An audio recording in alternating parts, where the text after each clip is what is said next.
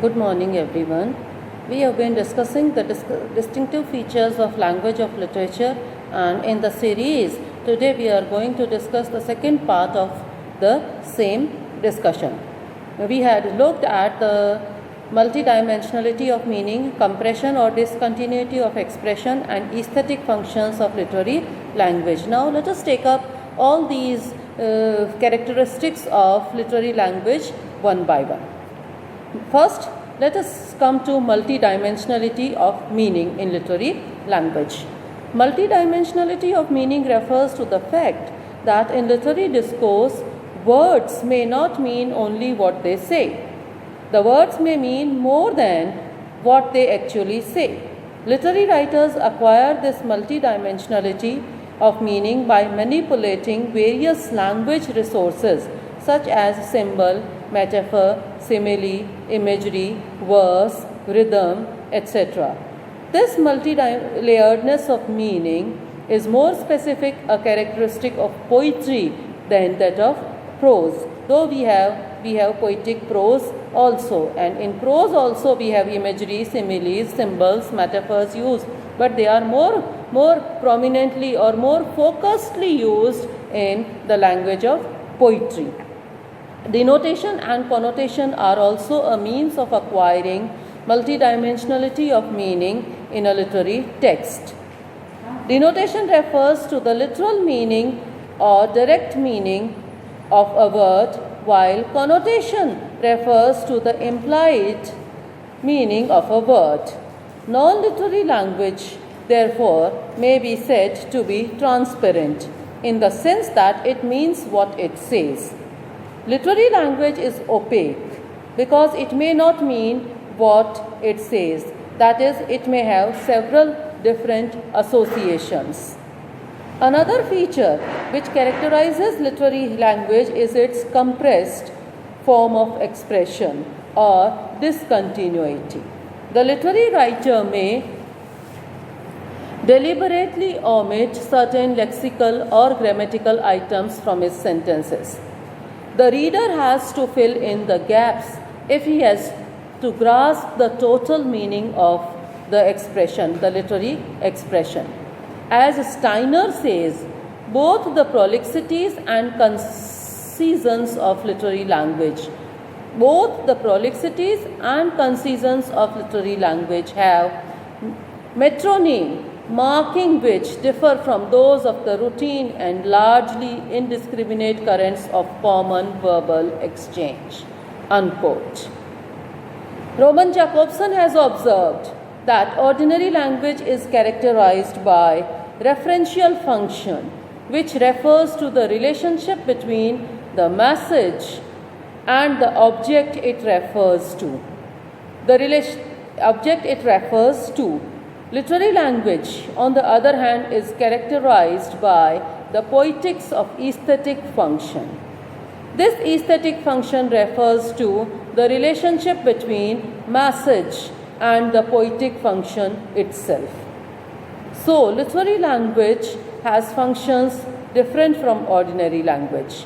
We use language to give information on to someone or to seek information from someone.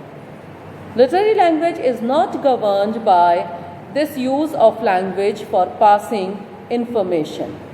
It has its own function, that is the aesthetic function, which may or may not give information of any kind. Literary language is a result of conscious effort on the part of the writer. While our everyday language is an automatic or spontaneous process, literary language is organized, designed consciously, and is a special combination of words so that no word in a literary text can be replaced by any other word. In non-literary language, words are interchangeable with none or little difference in meaning. Literary language is not governed by the general rules of the language of everyday use. It may violate the rules of language in different ways. It may be irregular in its observation of rules as it may observe certain extra regularities. Now, what are these extra regularities? We'll discuss here. Literary language is distinguished in many other ways from the ordinary language. These are the characteristics of literary language summarized from Vidauson. In conventional communication, the presence of a speaker, that is addresser, and a listener who is an addressee is necessary if communication is to take place. In other words, I and the you, that is the first and the second person, must be present in a normal communication situation. In a normal communication situation, the I and you both should be present. The addresser is always associated with the first person and the addressee with the second person. In literature, however, the distinction between the first person speaker and the second person, or that is the listener, may be dissolved. The addresser may be divorced from the sender of the message, that is the writer, and the addresser from the receiver of the message, that is the reader. And the addresser from the receiver of the message, for example, in The Wasteland is not Eliot himself speaking when he says, "And I, Tiresias, have forsuffered all." The I here is not essentially T.S. Eliot himself. Or as Vidauson has suggested, we may find insects in Gray or a brook in Tennyson as addressers, and the objective of nature such as season of autumn, mountains, rivers, birds, flowers, etc. as receivers or addressees. Another distinction which Vidauson notes is that a literary text is text contained. Now, what do we mean by text contained? It makes sense of its own. To quote Vidauson, quote, "In literature, the message is text contained and presupposes no wider context, so that everything necessary for its interpretation is to be found within the message itself. All other uses of language, on the other hand, are contextualized in a social continuity." Unquote. Turner observes the same distinction between literary and non-literary language. I quote here Turner, "Literary language is language in context, words in relation to other words." Unquote. In ordinary language, words are considered to function on two different levels, that is, phonological and syntactic. But in literature, particularly in poetry, this distinction gets dissolved. In ordinary language, sounds themselves only become significant when they combine to form words. But in poetry, they enter directly into the meaning by providing lexical items with a value which they would not otherwise have. Vidauson illustrates this point by taking the following lines as an example. I quote the lines, "Here files of pins extend their shining rows, puffs, powders, patches, Bibles, billet boxes." These two lines are from Alexander Pope. He suggests that the phonological relations reinforce the association of the word Bibles with other items in the line. Billet boxes, for example, puffs, for example. The identical syllable structure of the preceding lines, or preceding items rather, and the fact that the only difference between the initial consonant of Bibles and other items is that B is a voiceless sound which attributes to Bibles an additional significance. Inanimate things may also be assigned human attributes in literature. Literary discourse appears to follow the strategy to combine what is kept in separate in the code and separate what is combined in the code. That is, something is either human or non-human. It cannot be both. But in literature, it can be. For example, in Ode to Autumn, which we will be reading shortly with BA Part 2 students, Keats's autumn is both a fertility god and a harvester. So both human and divine are combined into one here. The literary language is then distinguished by various different qualities it possesses in variation from the normal code of language, whose rules it may or may not follow, in accordance with the writer's aesthetic purpose. Primarily, the distinctive features of literary language are deviation, foregrounding, collocation, rhythm and verse, change and recurrence, figures of speech, etc. As mentioned previously in our discussion, the language of literature differs from other forms of language in different ways by making irregularities and by observing extra regularities. The irregularities in the use of language are given the name of deviations. Poetic deviation refers to the liberty the poet enjoys, the poetic license which the poet or the literary writer enjoys to mold the language according to his or her requirements. This, however, does not imply a random twisting of language.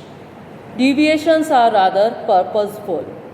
Poets violate rules to fulfill certain functions. Poets may deviate from the norm in order to give an impression of novelty and refresh our perception. Poets gain compression and economy and also poetic vigor by violating certain rules. G.N. Leach has classified deviations under the following heads: lexical deviation, grammatical deviation, phonological deviation, graphological deviation, semantic deviation, dialectical deviation, deviation of register, deviation of historical period. We can consider a few examples. In lexical deviation, we have neologism, or the invention of new words or vocabulary items. For example, pandemonium, the word invented by Milton in Paradise Lost. In neologism, both affixation and compounding are used to form new words, as Mr. Hopkins does here. The example is the widow making, unchilding, unfathering deeps.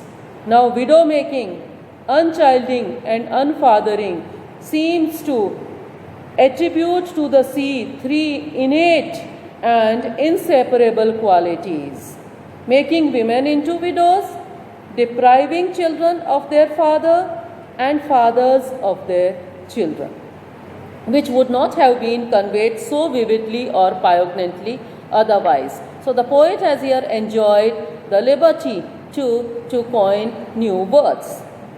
We also have deviation in the deep structure, that is semantic, and surface structures, that is phonological, etc. Dylan Thomas, for example, in his phrase "a grief ago" is observing or is operating a poetic license here.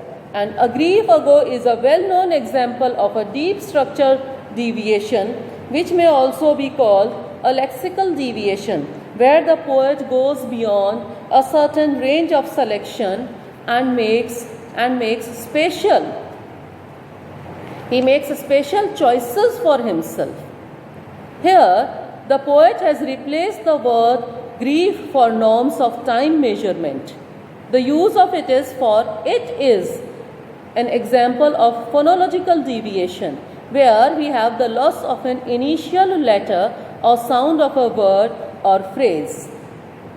where writers borrow dialectical features, as does Shaw in his famous play Pygmalion, or Emily Bronte does in Wuthering Heights, or Hardy and Kipling in their works, we call the dialectical deviation. In registrial deviation, we may have mingling of journalistic language in a literary piece of art, as is found in Eliot's famous poem The Wasteland. The nymphs are departed, etc., etc. Departed have left no addresses. Poets may also resort to archaic expressions, that is, they may use the language of the past, as does Milton, which is called the deviation of the historical period. Though it is not a complete analysis of deviation, yet it gives us a brief and concise picture of one aspect, that is, deviation of the special quality, deviation as a special quality of literary language. That's all for the day. In our next discussion, we shall take up foregrounding, which is another distinguishing features of literary language. Thank you very much.